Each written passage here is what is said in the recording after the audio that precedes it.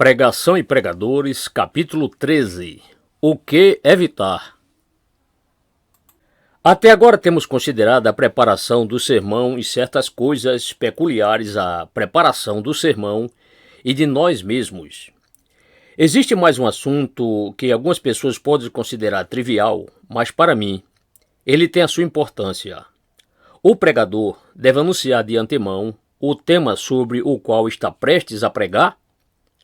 Parece claro que a maioria das pessoas gosta disso, especialmente aquelas igrejas que fazem propaganda de seus cultos públicos. Assim tornou-se costumeiro anunciar o tema. Uma vez mais, preciso afirmar que esta é uma prática que desaprovo e jamais segui. Afirmo isso por muitas razões. A principal razão, a razão predominante, é que as pessoas devem vir à casa de Deus para adorá-lo, bem como para ouvir a exposição da palavra de sua verdade, sem importar qual a verdade, o aspecto da verdade ou a porção a ser considerada. Essa deve ser a razão para frequentarmos os cultos, é o motivo que ocupa o lugar primordial em nossa mente, e não qualquer outro assunto ou questão. Por conseguinte, anunciar o tema é errado porque exerce influência desagradável sobre o povo. Estimula um pseudo-intelectualismo. Assim qualifico essa atitude porque isso é o que ela realmente é. Trata-se de uma prática iniciada no século passado. Até onde se pode examinar, não era praticada antes desse tempo, quando o povo costumava reunir-se para adorar a Deus e ouvir a exposição das Escrituras ou, talvez, ouvir algum grande pregador. No entanto, nos meados do século XIX, as pessoas começaram a considerar-se mais bem instruídas e mais intelectuais, sentindo que precisavam de temas sobre os quais pensar. Isso fazia parte daquelas profundas mudanças que aconteceram nos meados do século XIX e se tornaram conhecidas como vitorianismo. Podia ser encontrado com frequência tanto nos Estados Unidos como na Grã-Bretanha e outros países. Já me referi a isso em conexão com o tipo de templo e a forma do culto. Recomendo como importantíssimo que se faça um estudo sobre as alterações sutis que ocorreram nos meados do século XIX. Antes disso, a antiga ideia era as pessoas se reunirem para adorar a Deus e ouvir a exposição das Escrituras. Além disso, os ouvintes esperavam a vinda do Espírito Santo sobre o pregador e sobre todo o culto. No entanto, gradualmente, houve uma grande mudança dessa posição para um tipo de culto mais centralizado no homem. Já vimos como isso ocorreu no evangelismo. O interesse em temas era uma característica distintiva desta mudança. Não éramos mais pessoas simples e precisávamos de um discurso ou preleção, e não de pessoas que estivessem sob o poder da pregação da palavra.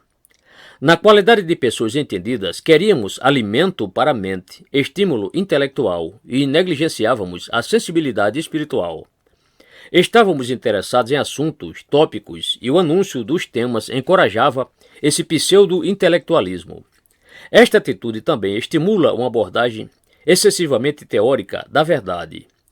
Já vimos quão prejudicial isto é para o próprio pregador, e se é prejudicial para ele, muito mais para seus ouvintes. Outra objeção a essa atitude é que ela tende a isolar os temas de seu respectivo contexto nas Escrituras. De fato, em última análise, ela refuta as Escrituras como uma coletânea de declarações a respeito de assuntos específicos. Deste modo, o indivíduo divide as Escrituras em partes minúsculas e esquece o todo, mas não há dúvida de que o todo é mais importante do que as partes que o compõem. Por conseguinte, a prática de enunciar temas de pregação é prejudicial, porquanto extrai os assuntos e tende a isolá-los de seu respectivo contexto e, na verdade, tende a isolá-los até uns dos outros. Deste modo, perde-se o senso de integralidade da mensagem bíblica e o indivíduo se torna interessado em temas e questões específicos. Uma razão ainda mais importante para nos opormos a esta prática é de natureza mais pastoral.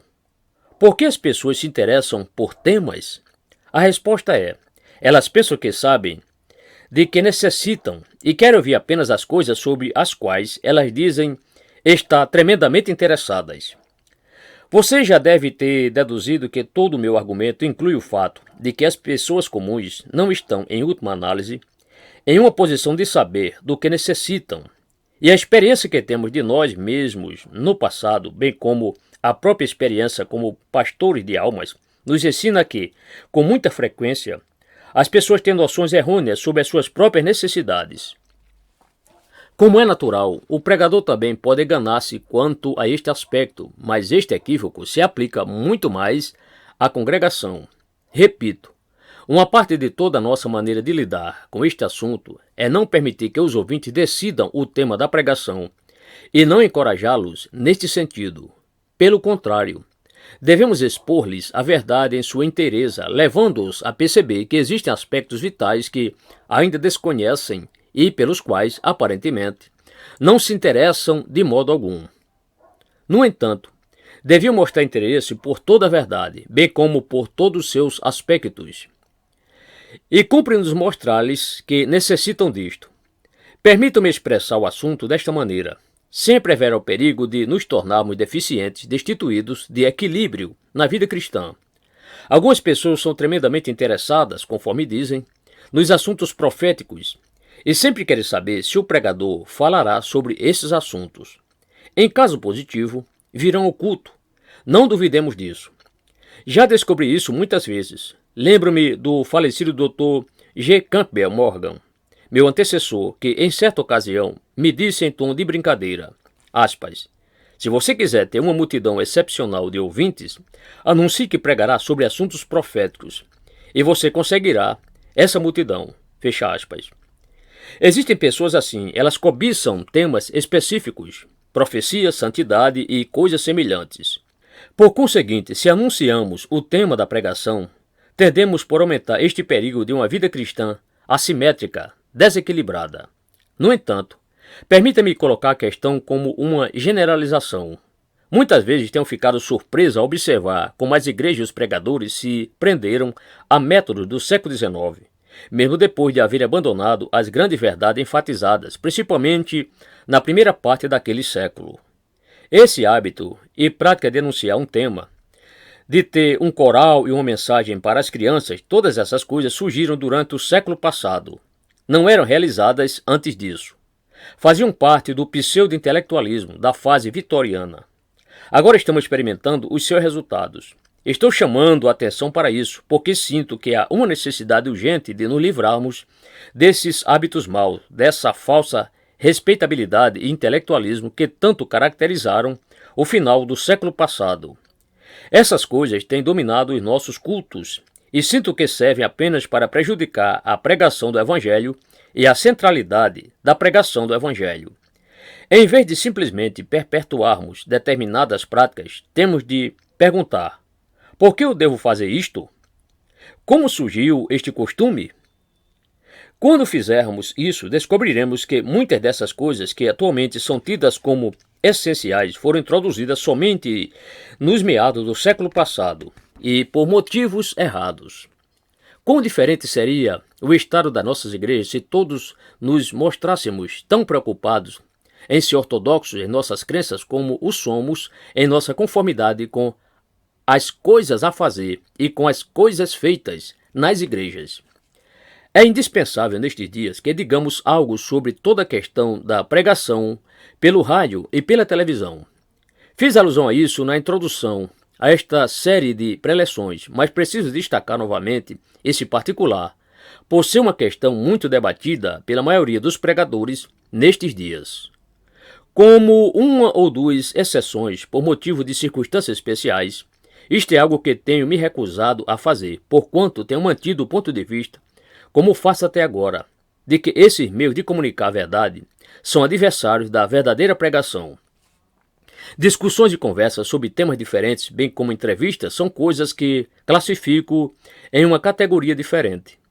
De fato, chego mesmo a afirmar que, desde 1920, mais ou menos, esse tem sido um dos principais fatores que militam contra a confiança na pregação. O argumento dos que estão do outro lado é apresentado em termos dos resultados disso. Podemos ouvir histórias maravilhosas e emocionantes de pessoas que ligaram rádio acidentalmente e ouviram uma mensagem que as cativou, levando-as à conversão. Isso também se aplica à televisão. Sempre é apresentado o argumento com base nos resultados. Esta questão precisa ser examinada criteriosamente, porque tem muitas facetas. Minha objeção mais vigorosa contra esse método moderno é que a mensagem é amplamente controlada. E, conforme a natureza das coisas, tem de ser assim. Os radialistas precisam elaborar cuidadosamente seus programas e têm apenas certa quantidade de tempo, bem escasso. Do ponto de vista deles, isto é perfeitamente certo. Mas argumento que, da perspectiva da pregação, isto é bastante errado, pois milita contra a liberdade do espírito. Se já adverti contra o perigo de permitir que a congregação dite ordens a esse respeito, quanto mais precisamos advertir contra o permitir que as autoridades do rádio e da televisão também façam isso mesmo. Em nossa opinião, o fato de que eles precisam fazê-lo por causa das exigências de organizar a programação é irrelevante. Sem dúvida, é errado, em qualquer ocasião e sob quaisquer circunstâncias, começar a pregar algemado, acorrentado a qualquer limite de tempo. Recordo-me de que anos atrás tive uma discussão a respeito de toda esta questão com o diretor de religião da British Broadcasting Corporation, que se mostrou bastante gentil em convidar-me a pregar em mais de uma oportunidade. A maneira simples pelas quais expus meu caso diante dele foi a seguinte. Eu lhe disse: o que aconteceria aos seus programas se o Espírito Santo subitamente descesse sobre o pregador e se apossasse dele? O que aconteceria aos seus programas? Ele não foi capaz de responder-me. A resposta, naturalmente, seria que a voz do pregador seria desligada. Mas que terrível coisa a ser feita! Quando pregamos, nunca devemos controlar as coisas a esse ponto. Por isso, creio ser errado ficar preso por considerações de tempo e outros fatores semelhantes. Além disso, o diretor de religião enfatizou que os radialistas sempre têm de levar em conta as pessoas que estão nos hospitais, nas instituições e em seu lar, porquanto é mister que haja em cada programa certo número de hinos e orações por causa dessas pessoas. O resultado disso é que a pregação vai sendo destituída do seu devido lugar. Os radialistas não querem que haja muito tempo de pregação e, de qualquer maneira, ficariam perturbados se pregássemos sobre determinados aspectos da verdade, como a morte, o julgamento e assim por diante. Ora, do ponto de vista dos radialistas, podemos entender tudo isso sem dificuldade, simpatizando com eles. No entanto, do ponto de vista da pregação autêntica, isto não é legítimo. Também nos convém examinar mais de perto toda essa questão dos resultados obtidos. Eu sugeriria que, se examinássemos criteriosamente esses resultados, descobriríamos que são pouquíssimos em número. A esses poucos resultados geralmente se empresta intensa publicidade e jamais nos dizem o que acontece depois com essas pessoas. Contudo, mesmo admitindo que os resultados são genuínos, o que devemos ter em mente é a diferença entre certos resultados e toda a tendência de um método. Para mim, esta é uma distinção importantíssima. Por amor ao argumento, estou pronto a concordar que ocorrem algumas conversões individuais, mas, quando se trata de avaliar determinado método, a minha opinião é que devemos fazê-lo em termos de seu efeito total sobre a vida da igreja, tanto nos aspectos imediatos como nos aspectos remotos. Ora, contemplando todo o quadro de um ponto de vista geral, penso que não há qualquer dúvida de que o efeito tem sido adverso. Posso apresentar uma ilustração do que pretendo dizer? Há poucos anos, eu pregava em uma igreja nos Estados Unidos. Pela manhã, tinham de ser realizados 2 cultos por causa do número de pessoas que frequentavam a igreja. Um culto era realizado às 9h30 e outro às 11 horas. E pedia-se que o pregador repetisse o culto com precisão. No entanto, à noite o culto era transmitido pelo rádio. Fiquei muito admirado em observar que, no primeiro domingo em que estive ali, tive 2 congregações pela manhã. Uma continha cerca de 1.400 pessoas e a outra aproximadamente 1.200 pessoas, e que à noite minha congregação tinha apenas cerca de 400 pessoas. Entretanto, disseram-me que era isso mesmo, o que eu devia esperar. Tive uma experiência muito interessante naquela igreja. Eu não estava familiarizado com a maneira deles procederem nos cultos vespertinos que eram transmitidos pelo rádio. O culto começou cerca de 7h45 da noite, sob a liderança do musicado responsável pela música. Após alguns momentos, acendeu-se uma luz verde, anunciando que estávamos no ar. Então, houve mais alguns hinos por parte da congregação, de um quarteto, de um solista, etc. Instruíram-me que, ao pregar, não perdesse de vista a luz verde, pois em seguida acenderia uma luz vermelha, sinalizando que eu deveria terminar minha pregação. Tudo chegaria ao fim naquele momento e eu deveria estar proferindo a bênção final quando a luz vermelha acendesse. Enquanto os vários cânticos prosseguiam, eu observava que o meu precioso tempo se escoava e comecei a sentir-me bastante ansioso. O culto deveria terminar às 8h55 e, para meu desalento, descobri que somente às 8h35 comecei a pregação, restando menos de 20 minutos para o meu sermão, porque teríamos um hino de encerramento e a bênção final antes das 8h55. Eu estava em grande dificuldade. A princípio, pensei que tinha o dever de cortar parte do que eu tencionava dizer, para que tudo coubesse naquele tempo exíguo. Comecei a tentar fazer isso. Porém, conforme as coisas sucederam repentinamente, percebi que desfrutava de excepcional liberdade no espírito. Assim, enquanto eu prosseguia, rugia um tremendo debate no meu interior. Eu deveria deixar-me guiar pelo programa anteriormente preparado ou deveria me guiar pelo que me parecia a influência do poder do Espírito Santo sobre mim? Resolvi que seria culpado de abafar o espírito e que pecaria se viesse a observar normas e regulamentos daquela igreja. Portanto, quando a luz vermelha acendeu às 8h55, não lhe dei a mínima atenção e continuei pregando, terminando às 9h25. O fato realmente importante naquele episódio foi o que aconteceu depois. Aquele foi meu primeiro domingo naquela igreja. Eu tinha de ausentar-me da cidade naquela noite para ir a uma conferência no interior do país e retornaria no domingo seguinte. Ora, naquela igreja havia 3 ministros assistentes que eram muito gentis. Pedi-lhes desculpas pelo que fizeram naquele primeiro domingo à noite e expressei-lhes minha esperança de que não tivessem dificuldades por minha causa. Disse-lhes que me culpassem de tudo. Quando voltei no domingo seguinte, os 3 estavam presentes para dar-me boas-vindas. Disse-lhes: espero que vocês não tenham tido uma semana muito ruim. Eles retrucaram: tivemos uma semana terrível. Bem, continuei, espero que tenha explicado que tudo foi inteiramente culpa minha. E acrescentei: espero que vocês tenham apresentado desculpas por mim, explicando que eu não estava acostumado com esse tipo de culto e que procurarei corrigir a falta. Eles disseram: bem, essa não foi a nossa dificuldade. Qual foi então? Bem, nunca recebemos tantas queixas por causa de um culto. Nunca. Perguntei-lhes: quais foram essas queixas? Eles continuaram: recebemos intermináveis reclamações por meio do telefone e de carta dizendo: por que vocês não deram àquele homem mais tempo para pregar? Pelo rádio? Gostaríamos de saber como prosseguiu aquele sermão. Em que direção ele seguiu e como terminou? Por que razão vocês tiveram tantos cânticos? Podemos ter música sacra noutras oportunidades. Por que não dão mais tempo ao pregador? O resultado foi: na segunda vez, concederam-me mais tempo, cortaram ao mínimo todos os preliminares e recebi 45 minutos para pregar o meu sermão. Ao que me parece, isso revelou um importante princípio. Mais tarde, eu disse àqueles homens que, se fosse o pastor daquela igreja, não poria no ar o culto da noite. Antes, faria o seguinte anúncio: esta igreja não transmite os seus cultos pelo rádio. Por quê? Porque esse método, na minha opinião, persuadiria as pessoas a virem ao culto noturno. Enquanto aquelas pessoas pudessem ficar sentadas em casa ouvindo tudo pelo rádio, por que se dariam o trabalho de tirar seu automóvel da garagem e lutarem com o trânsito e muitas outras inconveniências?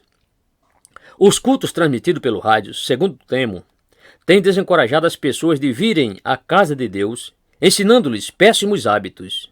Mais sério ainda é o dano que isso tem causado à ideia que pessoas têm a respeito da vida corporativa da igreja. Com demasiada frequência, as pessoas imaginam que as igrejas são apenas locais onde elas se assentam e ouve um sermão. E agora você pode obter no rádio, em fitas, cassetes, etc. Por conseguinte, toda a ideia de congregarem-se, de assentarem-se em volta da palavra e de ouvirem a sua exposição está sendo gravemente danificada. Os próprios fatos e os dados estatísticos demonstram que, nos últimos 50 anos, a vida da igreja tem se deteriorado de forma muito séria. Uma vez mais, apresenta a sugestão de que devemos acabar com todas essas coisas. Os motivos que levaram os homens a utilizar esses meios de comunicação são óbvios. Eles pensavam que tudo isso seria proveitoso para suas igrejas e que as pessoas, ouvindo-os pelo rádio, viriam ouvi-los na igreja.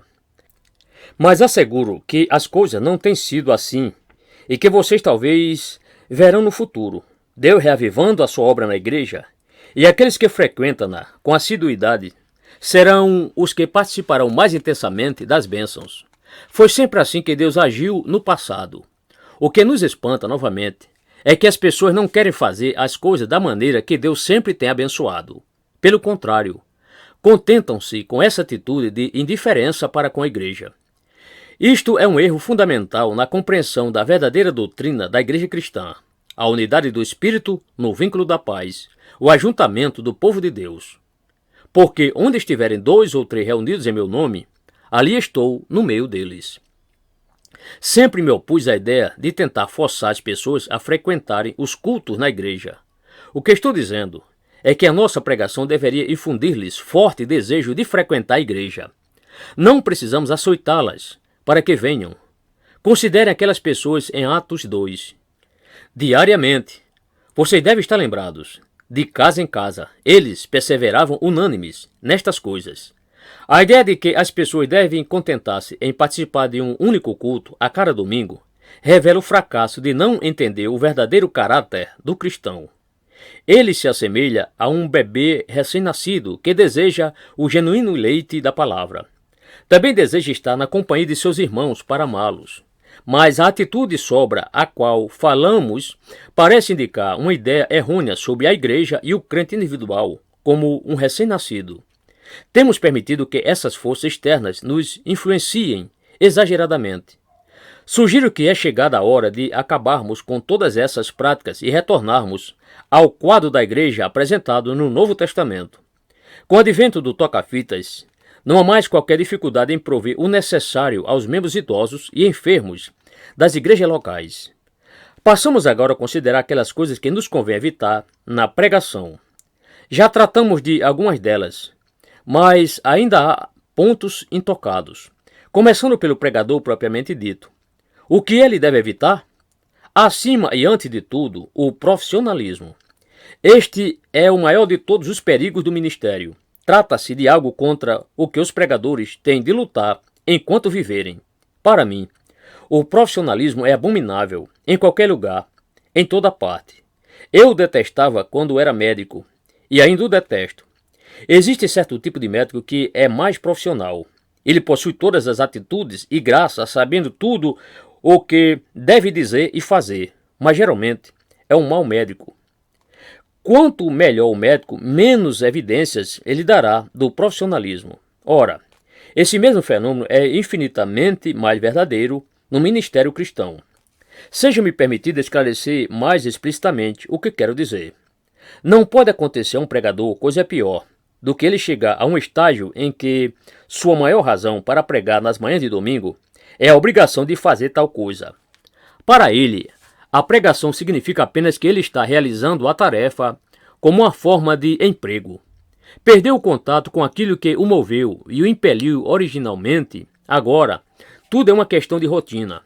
Se tal homem realmente perguntasse com honestidade a si mesmo, enquanto sobe ao púlpito, por que estou fazendo isto?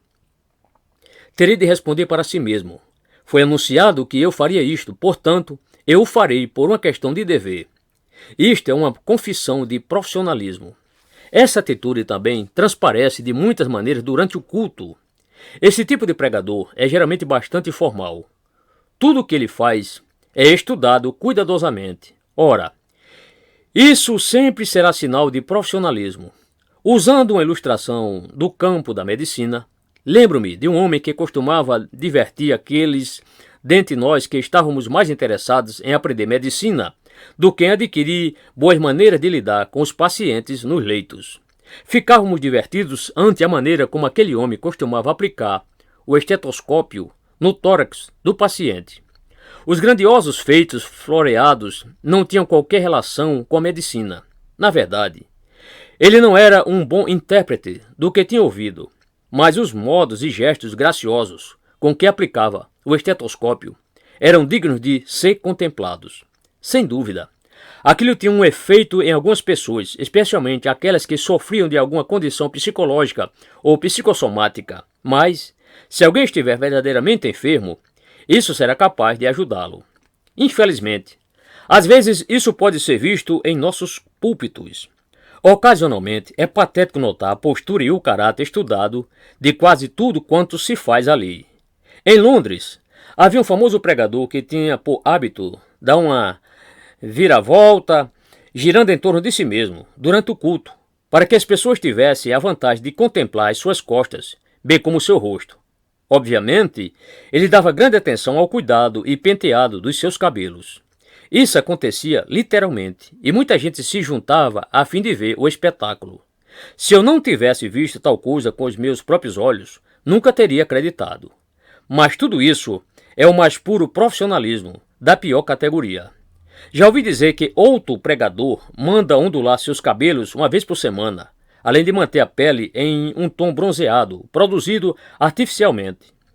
Em outras palavras, o profissional é o homem que está sempre olhando para si mesmo. Ao mesmo tempo, está profundamente interessado em técnicas. Tal homem viaja para ouvir outros, obter novas ideias, observar como os outros pregadores fazem diversas coisas. Em seguida, ele procura imitá-los, introduzindo em sua técnica aquilo que tiver visto.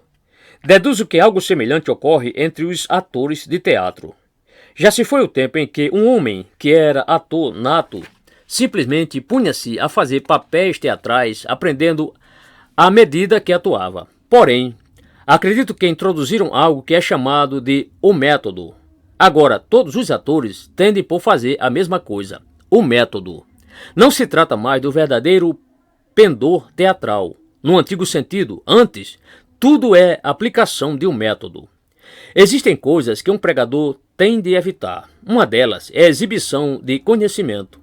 Procurar dar a impressão de ser um homem de muita leitura e cultura profunda é um dos pecados que mais assediam os pregadores. Já enfatizei o lugar e o valor da leitura. Entretanto, se a principal razão por que você lê muito é fazer uma exibição de seu próprio conhecimento, essa prática é obviamente má, em todos os sentidos. Entretanto, talvez o pior de todos os perigos é o perigo de confiar em sua própria preparação. Esta é uma questão extremamente sutil, e tenho a certeza de que todo verdadeiro pregador concordará comigo quanto a este assunto. O risco consiste em que, depois de terminada a preparação, sem importar qual seja ela e quando ela termine, no sábado ou mesmo antes, o pregador venha a dizer: bem, agora estou preparado para o dia de amanhã. Você terá terminado sua pregação e sentirá que é dono de um bom sermão. Assim você tende a colocar toda a confiança nisso. No que concerne à pregação, não há maior risco do que esse. Você ficará desanimado, ficará desapontado e, acima de tudo, se tornará menos eficaz. É uma tentação terrível. É por essa razão que tenho enfatizado com tanta insistência a preparação do próprio indivíduo. E abordarei de novo este assunto antes de terminar esta série. Nesta altura, quero apenas fazer menção dele. Vigie. Vigie com cuidado ou acabará caindo nesta armadilha. Muitos pregadores, quando sobem ao púlpito, confiam em sua boa voz, muitos se orgulham de sua voz e a exibem. De muitas e diferentes maneiras, o pregador está sempre combatendo o diabo. Ele está perto de você, sempre disposto a passar-lhe uma rasteira. Ele não se importa com a maneira como o fará. Procurarei resumir tudo respondendo à seguinte indagação: que conselho o senhor daria a respeito disso? Bem, confessando que meu único direito de dar tal conselho é que sou um grande pecador que tem combatido nessa batalha por tantos anos, eu colocaria a questão nestes termos: vigie seus dotes naturais, suas tendências e suas peculiaridades. Vigie-os. E quero dizer que eles tenderão a escapar do seu controle. Tudo isso poderia ser resumido em uma única frase: vigie as suas próprias forças. Não vigie tanto as suas fraquezas. Você terá de vigiar seus pontos fortes, as coisas em que você se mostra capaz, como seus dons naturais e suas habilidades. Estas são as coisas que mais provavelmente o embaraçarão, porquanto serão as coisas que o tentarão ao exibicionismo e à satisfação do seu próprio eu. Portanto, vigie estas coisas, vigie também suas peculiaridades. Todos temos estas coisas e precisamos vigiá-las. O pregador sempre deve resguardar-se da terrível tentação de ser um personagem. As pessoas gostam de personagens. E se certo homem traz em si mesmo certos elementos que tendem por transformá-lo em uma personagem, algo extraordinário, algo que as pessoas consideram atrativo, esse homem precisa exercer cautela. Ele corre o perigo de fomentar estas características e de explorá-las. No fim, ele sempre estará chamando a atenção para si mesmo. Alguns indivíduos gostam de ser estranhos ou esquisitos ou diferentes para que as pessoas falem a respeito deles. Este é o perigo. Portanto, cuide-se e, uma vez mais, vigie sobretudo os seus pontos fortes. Quero expressar isto na forma de uma figura. Lembro-me que, em certa ocasião, ouvi falar de um homem que pregara um sermão sobre Absalão. O argumento do sermão era que sempre devemos ter cautela com nossos pontos fortes. Não sei se o ponto frisado era exegeticamente correto, porém me impressionou. Você deve estar lembrado de que Absalão tinha muito orgulho de seu cabelo, dava-lhe grande atenção e orgulhando-se dele. Mas você também deve lembrar-se que, finalmente, o cabelo foi o motivo da desgraça de Absalão. Ficou preso pelos cabelos ao galho de uma árvore, quando fugia por um bosque. E isso deu a Joabe a oportunidade de atravessá-lo com uma flecha e matá-lo. Aquele pregador ressaltou o argumento de que a força de Absalão, a sua cabeleira, foi a causa de sua desgraça final. Sempre me lembrarei desse sermão. Ele demonstra que, às vezes, embora um pregador não se tenha as regras, consegue transmitir bem a sua lição à mente dos ouvintes. Tudo quanto me interessa afirmar é: vigie os seus pontos fortes, seu cabelo ou qualquer outra coisa. Não faça uma exibição disso. O resumo do que estou afirmando é que a mais letal de todas as tentações que pode assaltar um pregador é o orgulho. O orgulho porque o pregador é quase colocado sobre um pedestal. Ele está no púlpito, acima das pessoas que olham para ele. O pregador ocupa esta posição de liderança na igreja, na comunidade. Por isso, a sua maior tentação é a de orgulho. Provavelmente o orgulho é o mais mortífero e sutil de todos os pecados, assumindo inúmeras formas. Contudo, enquanto o indivíduo se der conta disso, tudo irá bem. Embora eu já tenha dito algo sobre como lidar com isso, permita-me acrescentar uma palavra porque este é um assunto muito importante. A melhor maneira de refrear qualquer tendência ao orgulho na pregação ou em qualquer outra coisa que possamos ser ou fazer, consiste em ler, no domingo à noite, a biografia de algum grande santo de Deus. Não importa qual deles, nem a que denominação e a que época ele pertencia, contando que tenha sido um homem de Deus. Se você se sentir tentado a pensar que está fazendo as coisas de forma extraordinariamente boa e que ninguém pregou tão bem antes, bem, mergulhe no diário de Whitefield. Garanto-lhe que será curado em menos de 5 minutos. Então medite sobre a biografia de David Brainerd, ou de alguém semelhante a ele. E se isso não o trouxer de volta ao nível desta terra, meu veredicto é que você é um mero profissional, sem esperança de cura. Mas este é o antídoto, reconheça o seu devido lugar. Esses são alguns dos perigos especiais com os quais se defronta o pregador. Mas agora falemos no que se refere ao sermão. Abordo este aspecto aqui porque, quando falava sobre a preparação do sermão, ansiava fazê-lo em linhas gerais. Existem outros pontos especiais ou refinamentos que devem ser acrescentados ao que venho dizendo.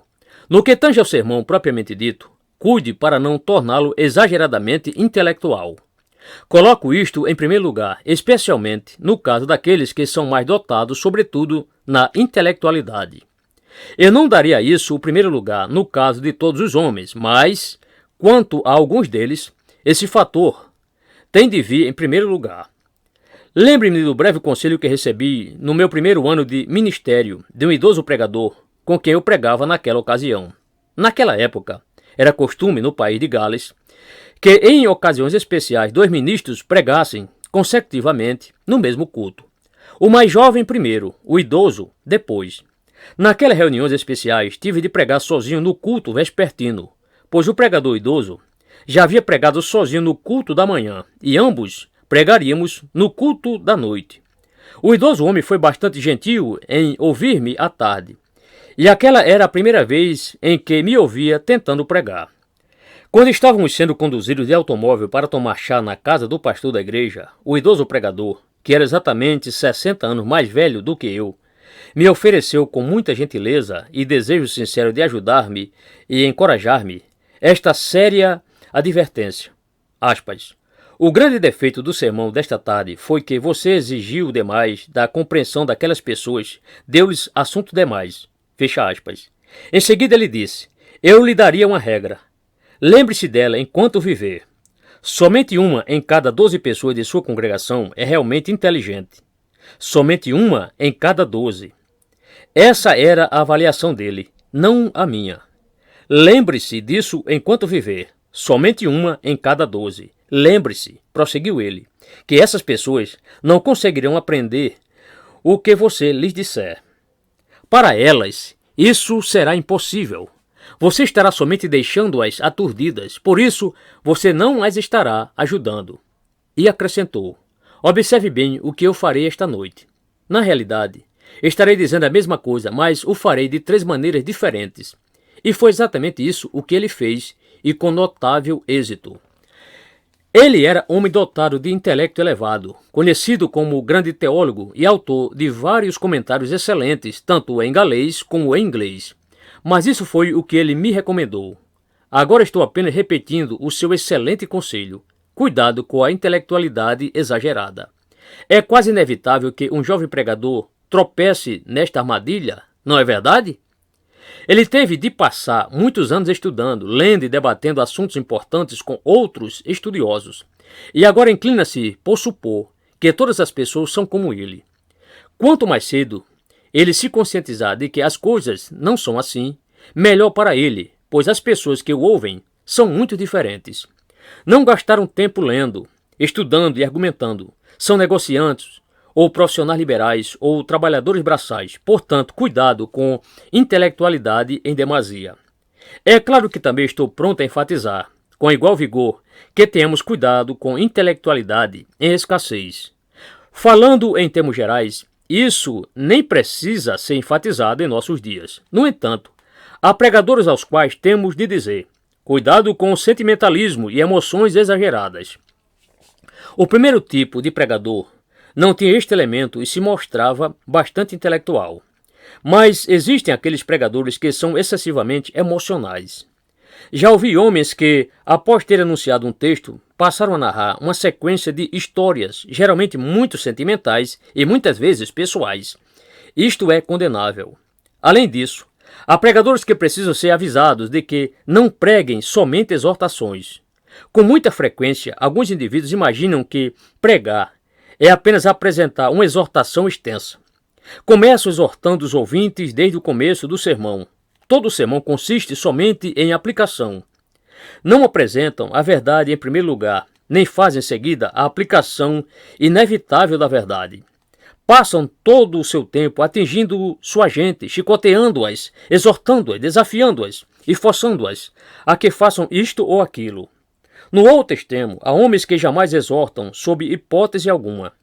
Expuseram diante de todos sua pesquisa ou exposição brilhante intelectual, e tudo é deixado neste ponto. Em sua mensagem, não há nada que comova as pessoas ou as motive à ação. Nenhuma emoção, nenhum sentimento, nenhuma exortação. Tudo isso é errado. Por conseguinte, cuidado para não exagerar em qualquer dessas ênfases.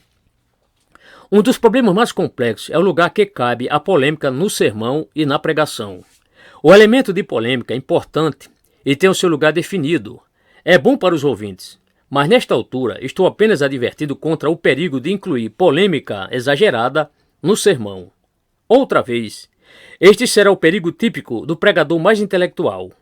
Ele tem lutado com teorias rivais, heresias e interpretações distorcidas e, naturalmente, sua mente transborda essas coisas. Contudo, ele deve cuidar para que os seus sermões não fiquem sobrecarregados desse elemento. Por quê? Porque o povo, pelo menos a maioria de seus ouvintes, talvez não se interesse por tais coisas, e grande parte deles nem ao menos as entende. Lembremos-nos disso. Existem pessoas assim. Certamente existe um lugar para a polêmica. Tudo o que estou dizendo é que não devemos dar-lhes muito espaço na pregação. Na congregação, haverá certo número de pessoas que sempre se interessará por questões polêmicas e, geralmente, lhes é prejudicial o excesso desse elemento nos sermões. São pessoas que viajam quilômetros para ouvir um ataque violento contra um homem ou uma teoria. Como vocês sabem, os pregadores que sempre se inclinam a assuntos polêmicos geralmente obtêm boas audiências e geralmente excelentes coletas. Mas isto é um grande ardil. Preocupe-me com este assunto porque já vi bons homens e grandes pregadores se arruinarem por este motivo. Também tenho visto bons ministérios serem arruinados. Em certa ocasião, tive uma conversa com um desses pregadores cujo nome não mencionarei. Aliás, era um dos maiores destes pregadores polemistas. Tive o privilégio de passar um dia com ele, há muitos anos, e durante a nossa conversa, sucedeu ventilarmos esse tema. Isto aconteceu como resultado de haver ele me perguntado: "Você costuma ler Joseph Parker?" Ora, Parker foi o famoso ministro do Sid Temple em Londres, até cerca de 1901. Ele publicou grandes volumes de sermões intitulados A Bíblia do Povo. Ele me perguntou: "Você costuma ler Joseph Parker?"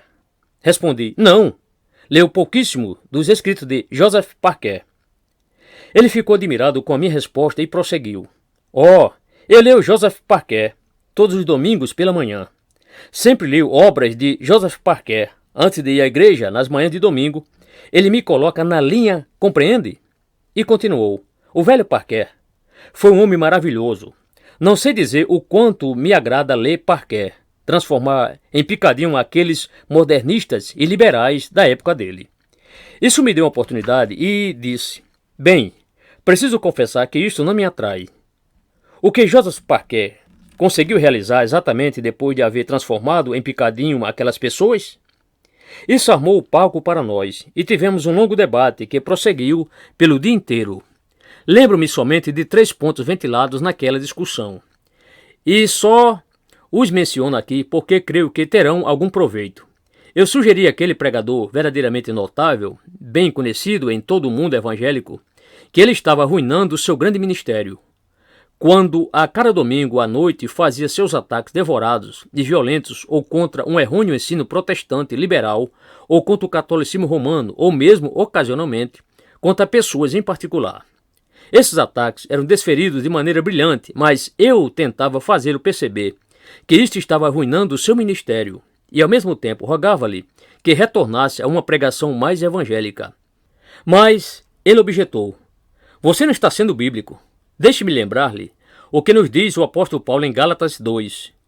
Quando Pedro se desviou, ele lhe resistiu na cara e acrescentou: Isso é tudo que estou fazendo. Estou apenas fazendo aquilo que Paulo fez. Sem dúvida, isto é certo, não é?" Respondi-lhe: "Sim, sei que Paulo nos diz que fez isso, mas estou interessado nos resultados. Observe que o resultado da maneira de Paulo lidar com Pedro, quando o advertiu de frente em Antioquia, foi que ele convenceu a Pedro de que este laborava em erro e o ganhou para a sua posição. Observo também que Pedro, mais tarde na vida, ao escrever sua segunda epístola, expressou grande admiração pelo apóstolo Paulo e suas epístolas. Você pode dizer isso a respeito das pessoas a quem você ataca?" Diante dessa pergunta, tudo o que ele pôde fazer foi levantar-se e encaminhar-se até a outra extremidade do jardim, onde estivéramos assentados por algum tempo. Se você puder conquistar pessoas para a verdade e fazer com que percebam a sua posição por meio de sua polêmica, tudo estará perfeito. Porém, tenha o cuidado de fazer exatamente isso para que você não acabe deixando-as ainda mais hostis e, ao mesmo tempo, irrite um bom número de outras pessoas. Também me lembro que, mais adiante, naquela mesma discussão, ele recorreu a outro argumento. Disse: "Veja, Eu lhe apresentarei esta questão como médico que você é. Imagine um cirurgião e um paciente em cujo sistema desenvolveu-se um tumor.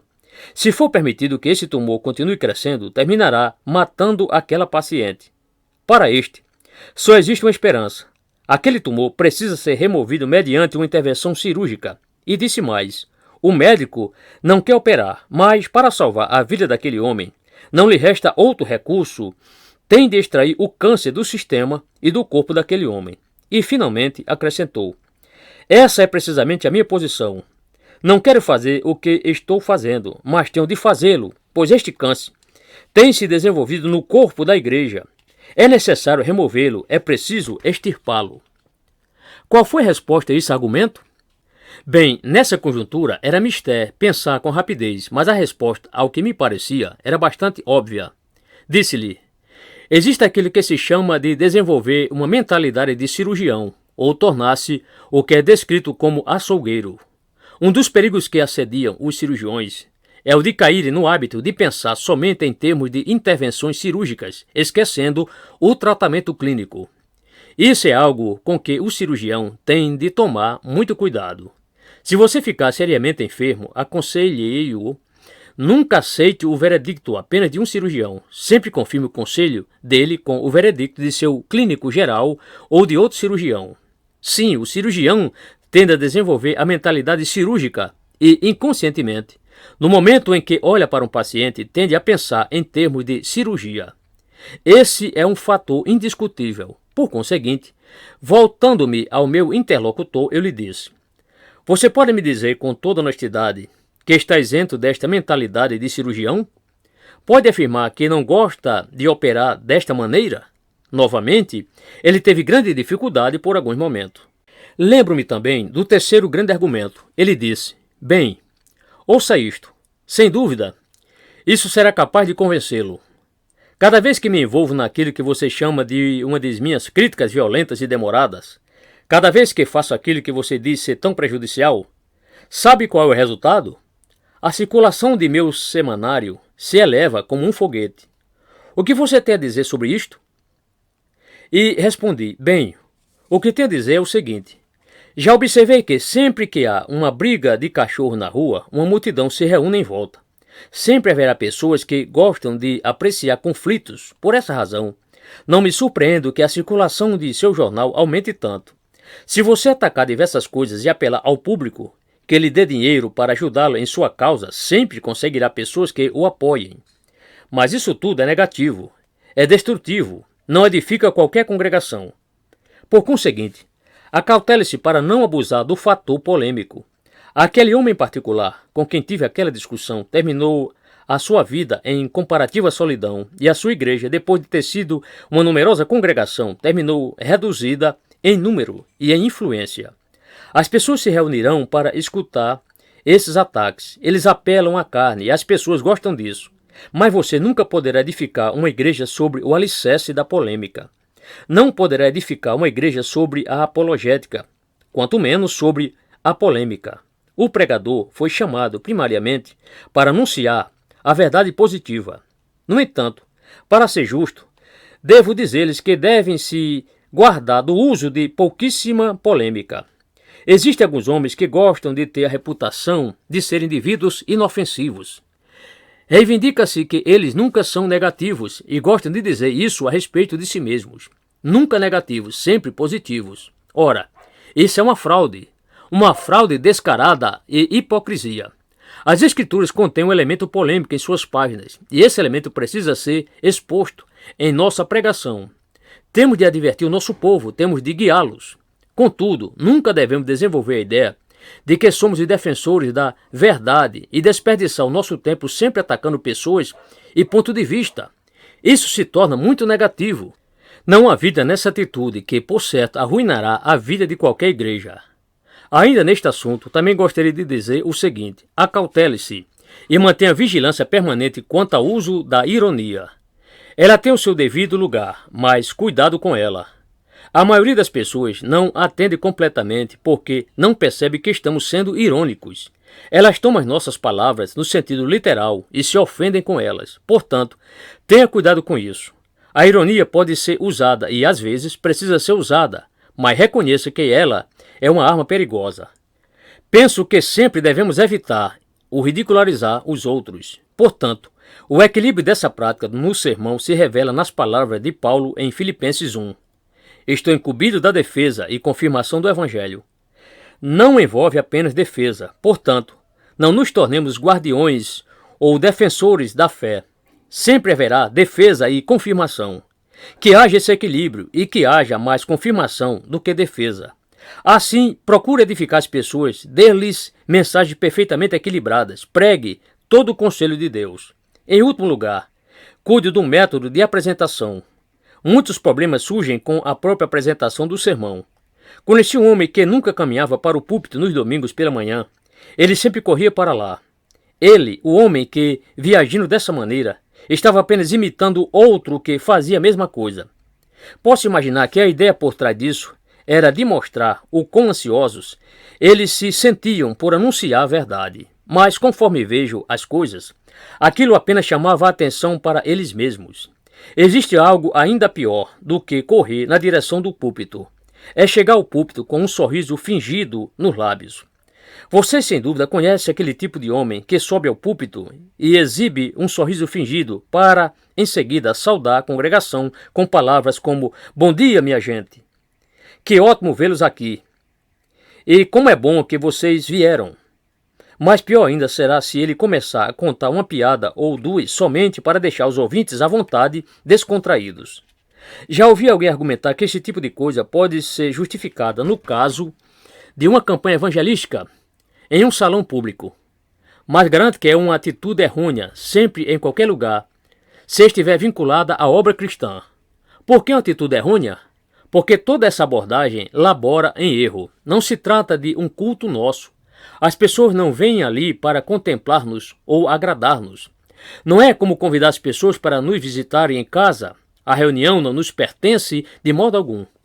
Tanto aquelas pessoas quanto nós mesmos nos achamos ali para adorar a Deus, para nos encontrarmos com Ele. E o que devemos tentar fazer é mostrar-lhes que aquela reunião é diferente de tudo quanto fazem em outro lugar. O ministro em uma igreja em nada se assemelha a um homem que convida visitantes à sua casa.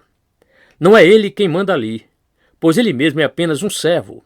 Todos nos congregamos na igreja para entrar juntos na presença do Deus vivo.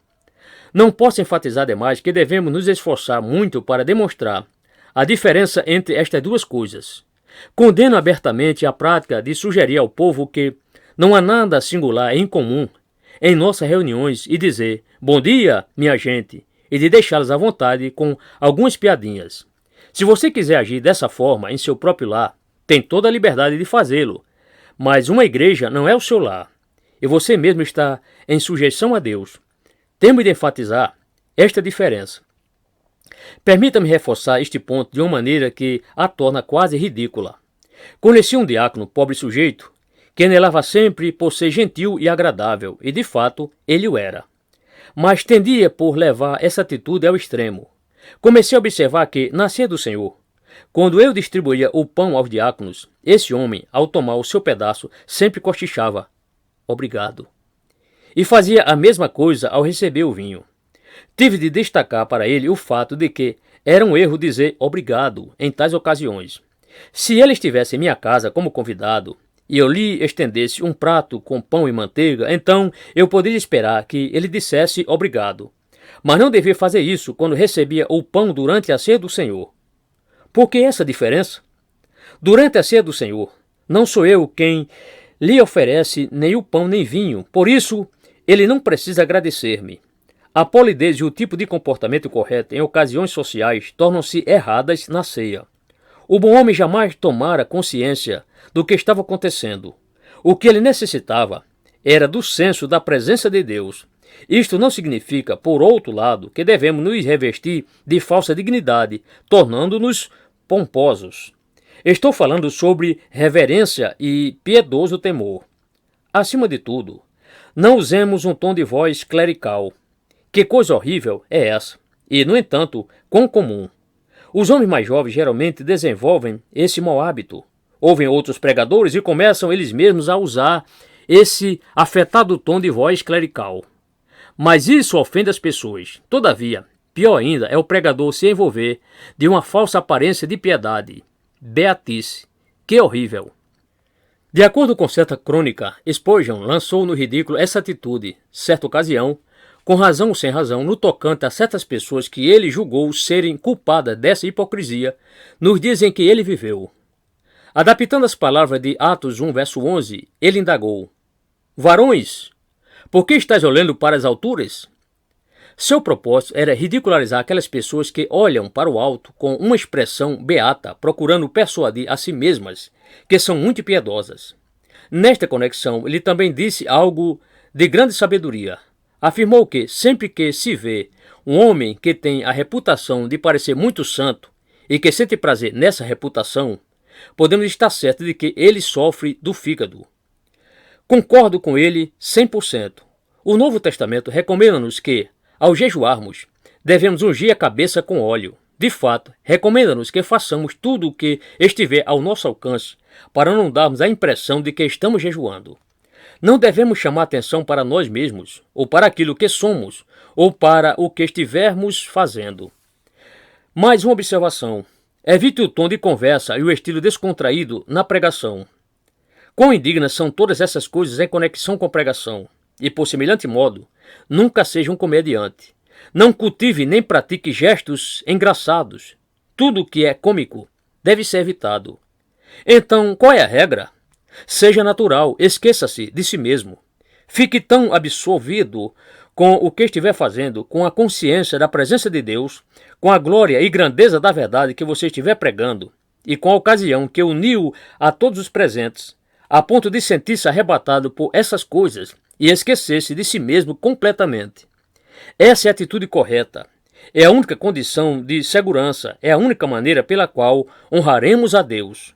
O eu é o pior inimigo do pregador, pior do que qualquer outra pessoa na sociedade. E a única maneira de lidar com o eu é ficarmos tão elevados e extasiados com a glória do que estamos fazendo, que nos esquecemos totalmente de nós mesmos.